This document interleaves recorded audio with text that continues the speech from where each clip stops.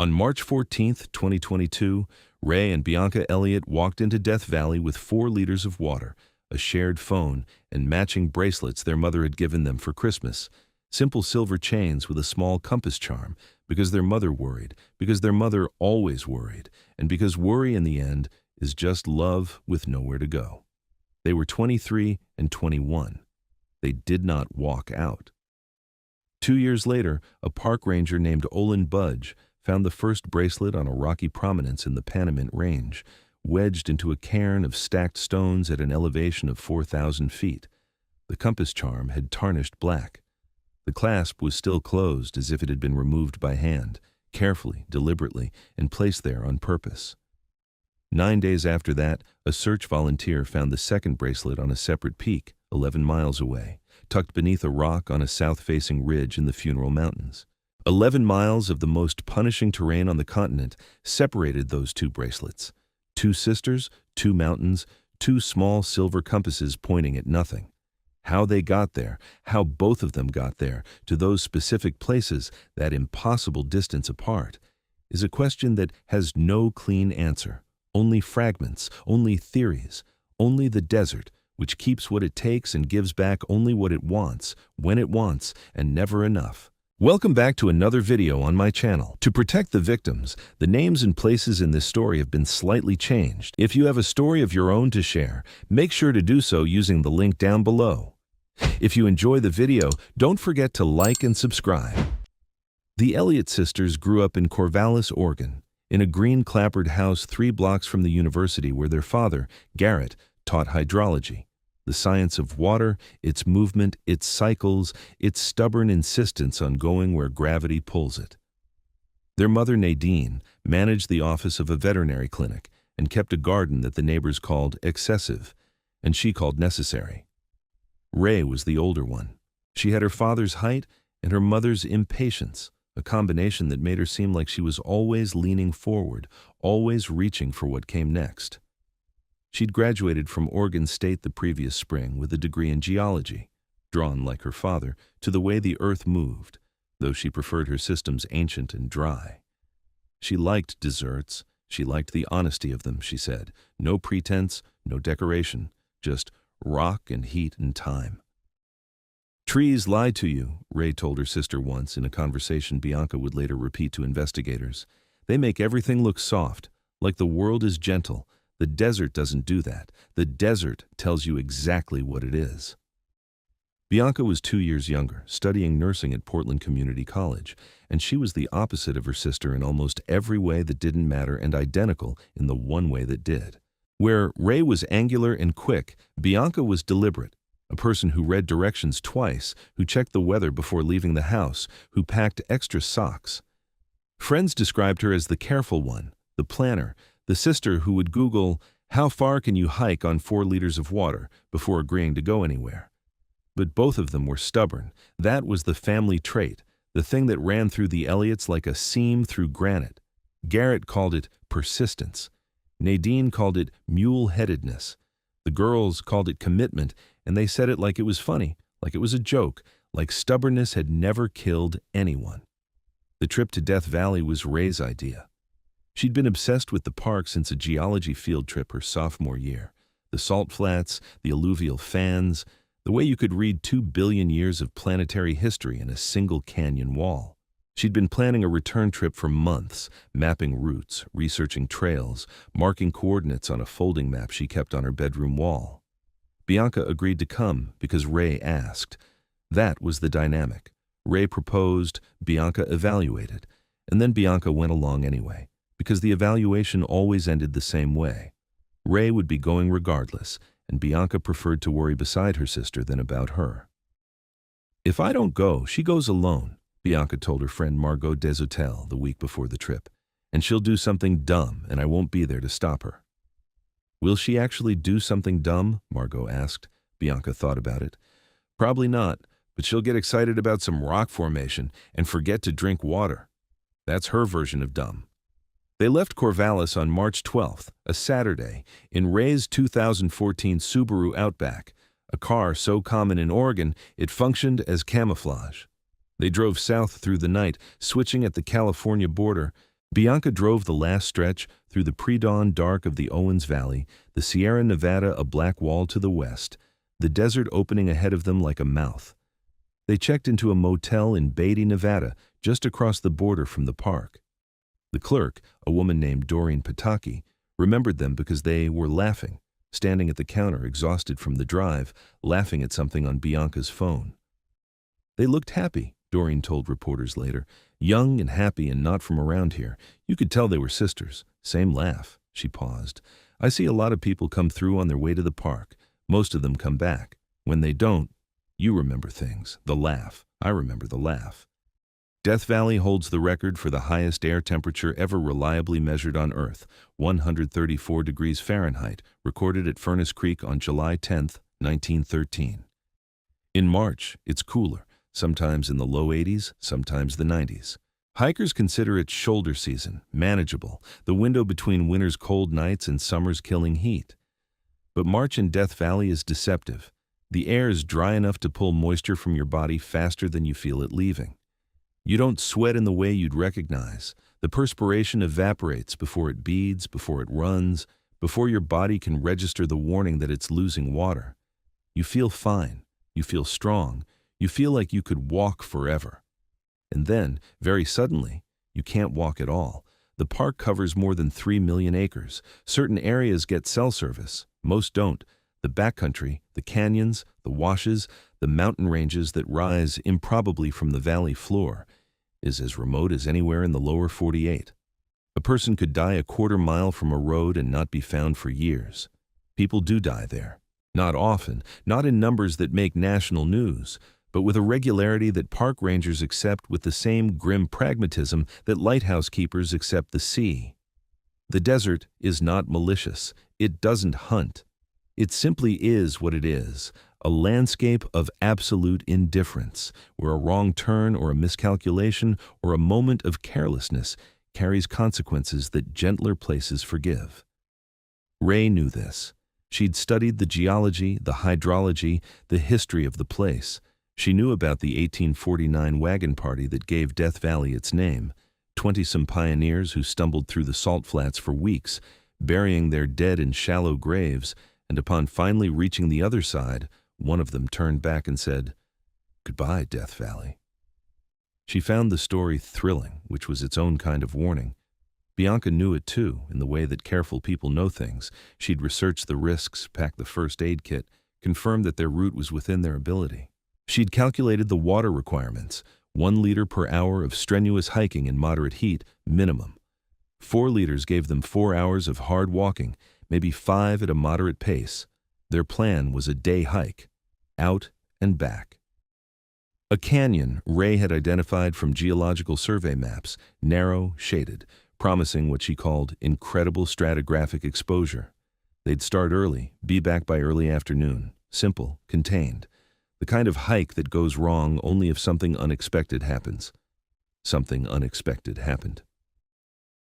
On the morning of March 14th, Rae and Bianca left the motel in Beatty at 6:15 a.m. Doreen Pataki saw them loading the car, day packs, a cooler, hiking boots. Rae was wearing a khaki sun hat that Bianca would later be seen wearing in the last photograph anyone ever took of them. They entered the park through the northern entrance and drove south on Scotty's Castle Road. At some point, they turned west onto an unpaved road, which one exactly has never been determined with certainty, because their car was not found where they'd said they would be. The plan, as Rae had described it to Garrett in a text sent at 7:02 a.m., was to park at a pullout near the mouth of Cottonwood Canyon and hike in 2 to 3 miles. "Back by 1, the text read. "We'll have service at the car. Love you." Garrett responded, "Have fun. Stay hydrated. Love you both." Nadine added from her own phone 7 minutes later, "Wear your bracelets. The compass always points home." Rae sent back a photograph.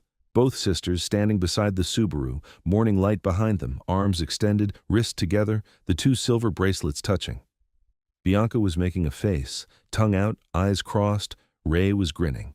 The desert behind them was pale gold, vast and perfectly empty. It's the last image of them alive. By 4 p.m., Garrett Elliott had started calling. He tried Rae's phone first, straight to voicemail. Then Bianca's. Same phone, he remembered. They were sharing one. He tried again at 5, at 6, at 7, at 8:30. He called the Inyo County Sheriff's Office and reported his daughters missing. The dispatcher took the information. 2 women, early 20s, planned day hike in or near Cottonwood Canyon, expected back by early afternoon. No contact since 7:02 a.m. Vehicle description. Physical descriptions. Last known location. They're experienced hikers? The dispatcher asked. Garrett hesitated. Rae was. Bianca was fit, but less experienced. They're together, he said, as if that answered the question, as if togetherness were a form of expertise. A search was initiated at first light on March 15th. Rangers drove the length of Cottonwood Canyon Road looking for the Subaru. They didn't find it. They checked the other pullouts, the other trailheads, the other dirt roads branching west from Scotty's Castle Road. At 11:40 a.m., a ranger named Cleet Ostergaard found the car, not at Cottonwood Canyon, but 7 miles farther south on an unmarked spur road that led toward a drainage called Dead Man Wash. The car was locked. The keys were not inside. The cooler sat on the back seat, half the ice melted, 2 sandwiches uneaten. This was the first indication that something had deviated from the plan. Cottonwood Canyon was a known route, maintained, marked with occasional cairns. Dead Man Wash was not. It didn't appear on most hiking maps. It appeared on geological surveys, the kind of maps Rae used. She found something on the map, Garrett said later, when investigators told him where the car was found. She saw something interesting and she changed the plan. That's what Rae does. She sees something and she has to go look. He used the present tense. He would continue using the present tense for a long time. The search expanded. Ground teams, a helicopter, volunteers from the nearest communities, Beatty, Stovepipe Wells, Furnace Creek. They covered Dead Man Wash for 4 miles in, following the drainage as it narrowed and split, branching into smaller canyons, each one leading deeper into the Grapevine Mountains. They found footprints on the second day, 2 sets, consistent with hiking boots, heading west into the wash. The prints were clear in the sandy sections, vanishing on rock, reappearing in patches of alluvial gravel. The stride pattern was steady, unhurried, 2 people walking side by side when the wash was wide enough, single file when it narrowed. At approximately 2.3 miles from the car, the footprints reached a fork in the canyon. The wash split around a massive boulder, sending one branch northwest and the other southwest. The footprints went left, both sets, southwest. For another half mile, the prints continued together. Then something changed. At a point where the canyon opened briefly into a wider area, a natural amphitheater of sorts with smooth rock walls and a sandy floor, the prints became confused, overlapping, circling, as if the 2 women had stopped here, walked around, perhaps argued about which way to go. From this point forward, there was only one set of prints heading southwest, deeper into the canyon. The second set, smaller, consistent with Bianca's boot size, turned around and headed back northeast, toward the fork. The sisters had separated. Search and rescue teams split accordingly. One team followed the southwest track, Rae's, they believed. The other backtracked Bianca's prints toward the fork. Rae's trail continued for another 1.5 miles before the canyon became too rocky to hold impressions. The last clear print was at the base of a steep section where the wash climbed sharply, requiring hand-over-hand scrambling. A boot mark on a ledge, a scrape in the desert varnish on the rock. Then nothing. The terrain above was bare stone, baked and polished, holding no record of passage. Bianca's trail was worse. Her prints returned to the fork, but instead of continuing back toward the car, back the way they'd come, the tracks turned right, northwest, into the other branch of the canyon, the branch they hadn't originally chosen. She wasn't going back. She was going deeper, alone, into a different arm of the drainage. Why? This is the question that would consume the investigation, the family, the search teams, the online communities that would later dissect every detail with the frantic energy of people who believe that if they just think hard enough, they can reverse what's already happened. Why did they separate? Why didn't Bianca go back to the car? Why did she go northwest when the car was northeast? The prevailing theory among the initial search team was disorientation. In canyon country, in terrain that looks identical in every direction, with no landmarks visible above the walls, it's shockingly easy to lose your sense of direction. The canyon fork was a mirror. Two passages of roughly equal size, roughly equal appearance. A person returning alone, anxious, dehydrated, could easily confuse which branch they'd come from. Bianca may have believed she was heading back toward the car. She may have been heading in exactly the wrong direction, deeper into the wilderness, without knowing it. But there was another theory, one that the search team discussed in low voices at base camp, one that Sergeant Patrice Levesque of the Inyo County Sheriff's Office noted in her report but didn't emphasize because it raised more questions than it answered.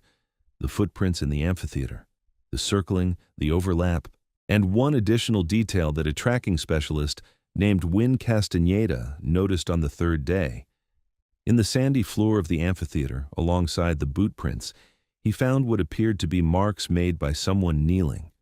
And next to those marks, drawn in the sand with a finger, was an arrow. The arrow pointed southwest, the direction Rae had gone. Someone had knelt in the sand and drawn an arrow. It could have been a message, "I went this way, follow me." It could have been a signal, "Go this way." It could have been Bianca's attempt to mark which direction her sister had gone before she herself turned back. But the arrow pointed only one direction. There was no second arrow, no mark indicating the way back to the car, just a single line in the sand, already beginning to blur in the wind, pointing deeper into the desert. Castaneda photographed it. He stared at it for a long time. Someone was trying to communicate, he told Sergeant Levesque that evening. Someone was trying to make sure the other person could be found. "Which one?" Levesque asked. Castaneda shook his head. "That's what I can't figure out. Was it Rae telling Bianca where she'd gone? Or was it Bianca marking Rae's direction before she went for help? If she went for help, she went the wrong way." "I know. So either she was confused about the direction, or she wasn't going for help." They looked at each other across the fold-out table in the command tent, the topographic map spread between them like a landscape in miniature, all those contour lines tightening around peaks and drainages, and somewhere in those lines, in that paper abstraction of rock and distance, two women were dying or already dead. "What if they separated on purpose?" Levesque said. "What if they disagreed about which way to go, and each one thought she was right?" "Then stubbornness killed them," Castaneda said. He regretted saying it. He never repeated it. But the word stayed in the investigation like a stone in a shoe. Stubbornness, the family trait, the thing that ran through the Elliotts like a seam through granite, the thing that Garrett called persistence and Nadine called mule-headedness, and the girls called commitment. The thing that, in the desert, in the heat, with the water running out and the canyon forking in two directions, might have sent two sisters walking away from each other and into the silence. The search continued for 11 days. Helicopters covered the Grapevine Mountains, the Funeral Mountains, the northern edge of the Panamint Range. Ground teams pushed into every accessible canyon, every wash, every drainage within a 15-mile radius of the car. They found Rae's sun hat on day 5, the khaki one from the photograph, caught on a creosote bush a quarter-mile past the last boot print at the base of a steep talus slope leading up toward the Panamint ridgeline. The hat was sun-bleached on one side, as if it had sat there for some time in direct exposure. The stampede string was broken. They found Bianca's day pack on day 7 in the Northwest Canyon branch, approximately 2 miles from the amphitheater. It was sitting upright against a rock wall, as if she'd set it down intentionally. Inside, an empty water bottle, a tube of sunscreen, a granola bar wrapper, and a small spiral notebook. The notebook contained 5 entries, written in pencil, in handwriting that started neat and became progressively harder to read. Sergeant Levesque read the notebook in the command tent that evening under a battery lantern while the rest of the team ate dinner outside. She read it twice, then she sat for a long time without moving. When she came out, someone asked what it said. She was looking for her sister, Levesque said. She wasn't lost. She wasn't confused about the direction. She went northwest on purpose. Why northwest? The car was the other way. Because she thought Rae might have circled around. She thought if she went up high enough, she could see her. She was trying to get to a vantage point. Did she? Levesque didn't answer right away. She looked out at the desert, at the last light dying on the mountains, at the vast, indifferent dark gathering in the valley below. She got high, Levesque said. I don't know if she saw anything. The notebook would later become the most scrutinized document in the case. Its contents would be debated, interpreted, and reinterpreted by investigators, journalists, and thousands of strangers on the internet who had never met Bianca Elliott and never would. But that night, in the command tent, it was just a young woman's handwriting in a spiral notebook, getting harder to read with each page, the pencil pressing deeper into the paper, as if pressure could substitute for clarity, as if the words could hold her together if she just pushed hard enough. The last entry was 4 words. They were nearly illegible, scratched into the paper with such force that the pencil had torn through. Levesque told no one what they said. Not that night. Not for weeks. Some things need time before they can be spoken aloud. Some things need distance. And some things, the 4 words that Bianca Elliott wrote in a notebook in a canyon in Death Valley, alone, dehydrated, looking for a sister she would never find. Some things change their meaning depending on when you hear them, and Levesque understood instinctively that the family needed to hear them first. So she closed the notebook. She put it in an evidence bag. She zipped the bag shut, and the desert kept the rest of its secrets for 2 more years. The search was suspended on March 26th, 12 days after the sisters disappeared. No bodies had been recovered. No further trace of either woman had been found beyond the hat, the daypack, and the notebook. The desert had taken them completely, absorbed them into its geology, its silence, its vast and patient indifference. Garrett and Nadine Elliott drove to Death Valley 3 times in the months that followed. They stood at the mouth of Deadman Wash and looked west into the canyon that had swallowed their daughters. Garrett brought topographic maps and tried to reconstruct the route, tracing contour lines with his finger as if the paper could tell him something the land would not. Nadine brought flowers, which she left at the trailhead, knowing the wind would scatter them within hours, not caring. I know they're gone, Nadine told a family friend that summer. My head knows, but my hands don't. My hands still reach for my phone to call them. My hands still set 2 extra places at the table. My hands haven't gotten the message yet. She still wore her own bracelet, the 3rd one, the mother's version, identical to the ones she'd given the girls. She wore it every day. She said it felt like holding their hands. Garrett stopped teaching. He took a leave of absence that became permanent. He spent his days in his study, surrounded by geological surveys and satellite imagery of the Death Valley backcountry, building a theory about where Rae might have gone once the canyon turned to bare rock, where a geologist, a person who understood how water-shaped stone might have navigated when there were no trails and no footprints, and nothing but the logic of the landscape itself. Water goes downhill, he told Nadine. Rae knows that. She'd follow the drainage. She'd read the rock. Garrett, Nadine said. She didn't have water. She wasn't following water. She was dying of the lack of it. He kept working. The maps multiplied. The study walls disappeared behind paper, persistence, mule-headedness, commitment. The case entered a kind of limbo familiar to families of the missing. Not solved, not closed, not forgotten, but suspended. The Inyo County Sheriff's Office kept the file active. Sergeant Levesque checked in with the Elliott's monthly, then bi-monthly, then quarterly. There was nothing to report. There was never anything to report.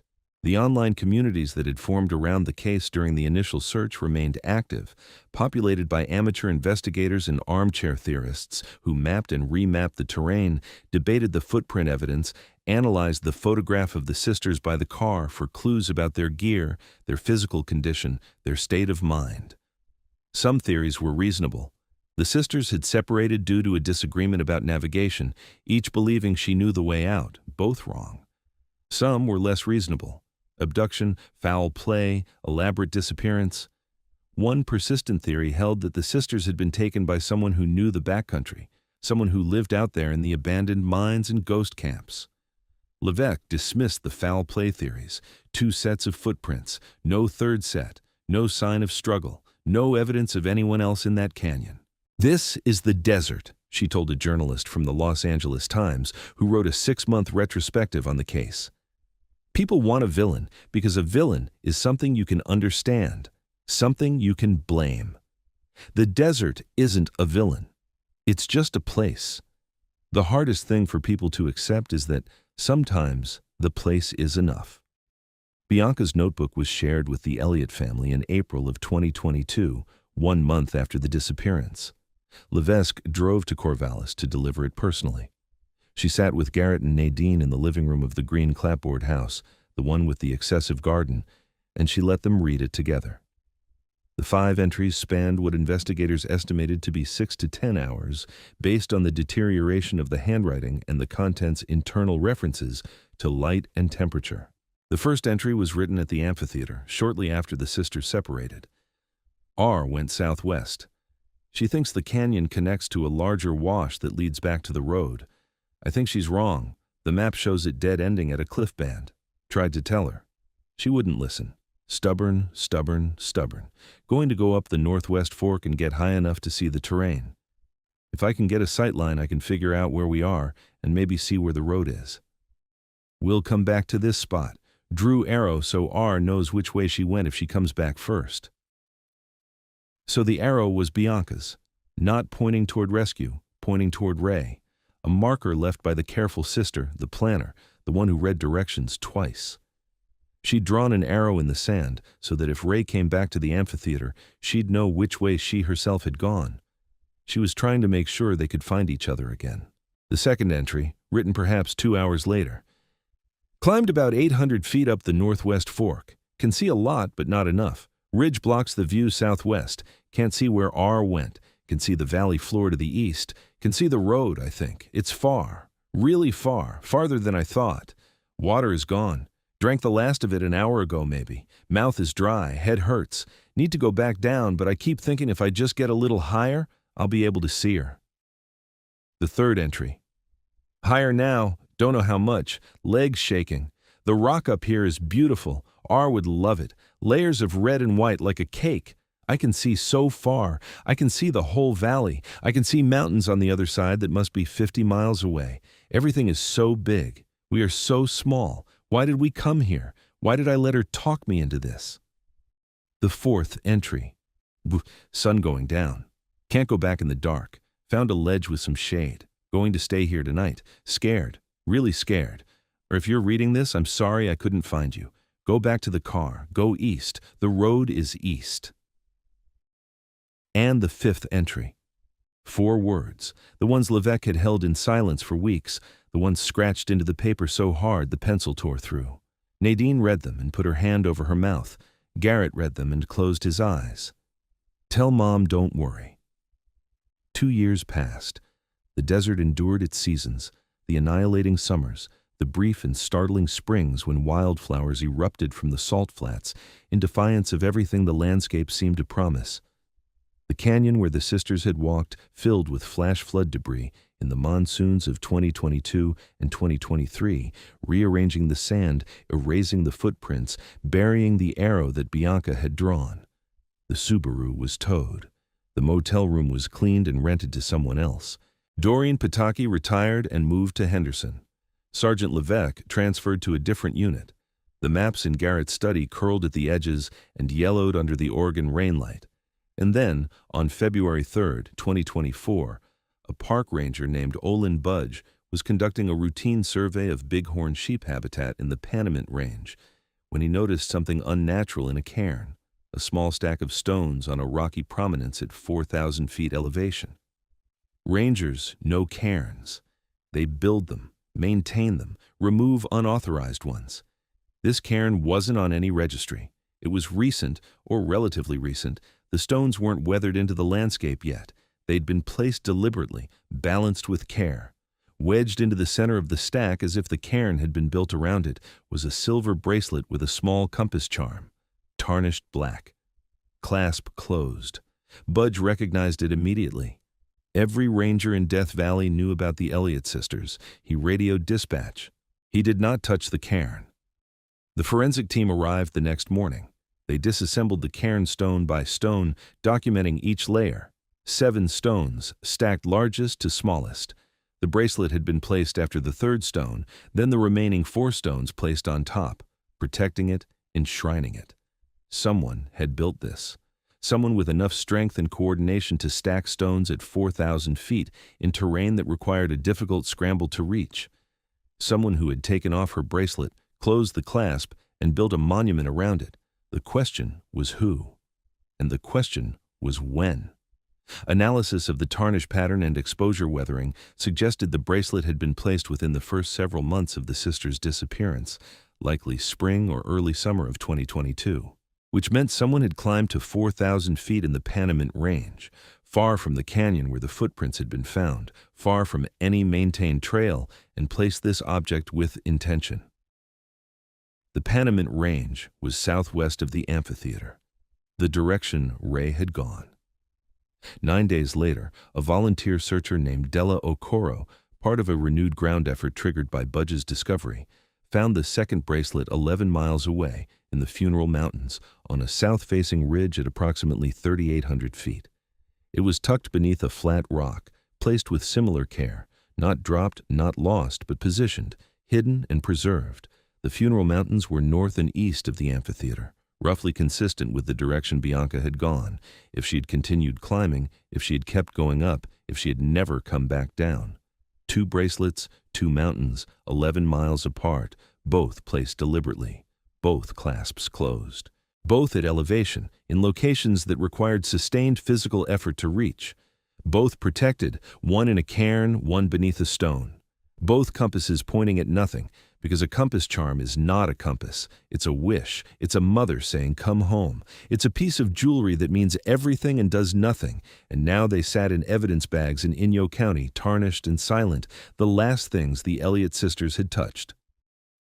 No remains were found at either location, no clothing, no gear, no bones. The desert had taken everything else. The bracelets were all that was left, the only proof that Rae and Bianca Elliott had reached those high places, had climbed out of their respective canyons and up onto the shoulders of mountains, had stopped in their dying to do one final deliberate thing. They took off their bracelets. They closed the clasps. They built shelters of stone around them or tucked them beneath rocks where the wind and sun couldn't reach. They made sure the bracelets would survive what they would not. Why? Garrett Elliott has a theory. He shared it with Levesque, who drove back to Corvallis when the second bracelet was found, who sat again in the living room of the green clapboard house, which was quieter now, which had the particular stillness of a home where 2 people live in the space meant for 4. They knew, Garrett said. At some point, both of them knew they weren't coming back, and they wanted to be found, not their bodies, that was out of their hands, but something, some piece of themselves, something that said, "I was here. I made it this far. I didn't just disappear." He paused. Rae built a cairn. That's what geologists do. They mark outcrops. They leave indicators. She was marking herself. She was saying, "This is where I was. This is how high I climbed. This is what I was capable of." And Bianca? Bianca put hers under a rock on a south-facing ridge. Garrett's voice broke, just slightly, just enough. South-facing, toward the sun, maximum visibility. She was making it easy to find. That's what Bianca does. She makes things easy for other people. He used the present tense. He would always use the present tense. Nadine, sitting beside him, said nothing for a long time. She was holding her own bracelet, the third one, turning it over in her fingers, the compass charm catching the gray organ light. Finally she said, "They were 11 miles apart, 11 miles, and they both did the same thing. They both stopped and took off their bracelets and made sure they'd last." She looked at Levesque. They couldn't find each other. They were on separate mountains, 11 miles apart, and they couldn't see each other, couldn't hear each other, couldn't help each other. But they did the same thing. At the end, when there was nothing left, they did the same thing. She closed her hand around her bracelet. That's not coincidence. That's not chance. That's sisters. The case remains classified as open and unresolved. No human remains have been recovered. The bracelets are the only confirmed physical evidence that either sister survived beyond the amphitheater where their footprints diverged. The notebook, the hat, the day pack, the arrow in the sand, these tell the story of the separation. The bracelets tell the story of what came after. The space between is silence. Olin Budge still patrols the Panamint Range. He passes the prominence where he found the cairn, and each time he pauses, just briefly, the way a person pauses at a grave. There's nothing there now. The stones have been taken into evidence. The bracelet is in a bag in a locker. but the place itself holds something, an absence that has weight, a mark on the landscape that can't be seen but can be felt, like the ghost of a footprint on stone that will not hold footprints. Della Okoro returned to the ridge in the Funeral Mountains on the 1-year anniversary of her discovery. She left a small bunch of wildflowers under the rock where the bracelet had been. She doesn't know why. She doesn't think of herself as sentimental, but she'd held that bracelet in her gloved hand and felt the closed clasp, the tarnished silver, the tiny compass that pointed nowhere. And something had passed from the object to her, not information, not meaning, but something older than both, a vibration, a residue, the unmistakable signature of a person who, in her last hours, chose to leave something behind for the living to find. Nadine still wears her bracelet. She wears it in the garden, at the grocery store, at the clinic where she went back to work because stillness was worse than motion. She wears it in bed. She wears it in the shower. She has not taken it off since the day she gave the other two to her daughters, because as long as she wears it, the set is incomplete. And as long as the set is incomplete, something is still unresolved, still open, still waiting. 3 bracelets, 3 compasses, one pointing nowhere in an evidence locker, one pointing nowhere in another evidence locker, one on a mother's wrist, pointing at whatever she's reaching for, a plate, a weed, a phone that will never ring with the right voice on the other end. Tell Mom don't worry. It's the kind of thing you say when you know there's nothing else to say. When the water's gone and the light is failing and the canyon has swallowed every other option, it's not a request, it's not reassurance. It's a daughter trying to take care of her mother from inside the place where no one can take care of anyone, sending a message she knows will arrive too late to do what it asks. Don't worry. As if worry were something you could set down. As if love had an off switch. As if a mother who gave her daughters matching compasses could stop her own needle from spinning, searching, pointing toward 2 peaks in a desert where her children climbed as high as they could and left the only things they had, 2 small silver circles, clasped shut, preserved against weather and time and forgetting, so that someone, someday, would find them and know. They were here.